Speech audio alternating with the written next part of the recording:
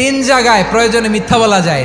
এক নাম্বার, আপনার ওয়াইফকে খুশি করার জন্য, সে একটু এরকম না বলে একটু কৌশল করে বললে খুশি হবে, ওটা বলা যায়। দুই নাম্বার, জীবন মরণের ব্যাপার, জান বাঁচানোর জন্য একটু কৌশল করে ঘুরিয়ে বললেন, এটা জায়েজ। তিন নাম্বার, দুইজন ঝগড়া লাগছে তাদেরকে মিলিয়ে দেওয়ার জন্য কৌশল করে একটু মিথ্যা বলা, ঘুরিয়ে বলা যায়। দুইজনের মধ্যে দেখলেন যে সম্পর্ক খারাপ, একজনরে বললেন, ভাই সে তো ওই দিন আপনার ব্যাপারে অনেক প্রশংসা। কি আমার ব্যাপারে প্রশংসা? কি বললো? এই বললো আপনি নাকি এই করছেন ওই করছেন, অনেক প্রশংসা। লোকটার মন খুশি হয়ে যাবে তার ব্যাপারে, ঠিক কিনা? আবার তার সাথে যার ঝগড়া, ওরে যে বলুন, ভাই ওই দিন তো সে আপনার অনেক অ্যাপ্রিসিয়েশন করলো, অনেক, সে তো অবাক। কি বলে? এই যে দুইজনের ব্যাপারে দুইজনের একটু ভালো ভালো কথা বলে দিচ্ছেন, একদিন দেখবেন রাস্তা দিয়ে হাঁটার সময় একে অপরকে সালাম দিয়ে ফেলছে, সালাম দিয়ে বুকে জড়ায় ধরছে, আছে না নাই? আবার মিলমিশ হয়ে গেছে। কিন্তু আমাদের স্বভাব হইলো, দুই প্রতিবেশী যদি একসাথে বসে একসাথে হাঁটে, দূর থেকে দেখলে আমাদের জলে, আছে না নাই? ঘটনা কি? এই দুইটার মধ্যে এত মিল কে? এই দুইটার মধ্যে গিরিঙ্গি লাগানো যায় কিভাবে? আল্লাহর কাছে তওবা করেন, এই মানসিকতার যেন আমরা না হই।